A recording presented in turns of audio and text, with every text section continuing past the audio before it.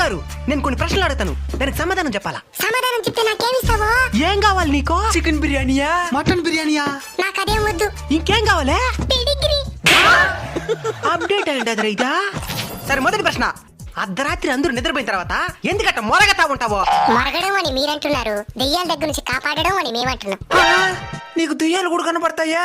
మీలాంటి ప్రేతాత్మలే కనపడతాయే, ఇంక దెయ్యాలు కనపడవా?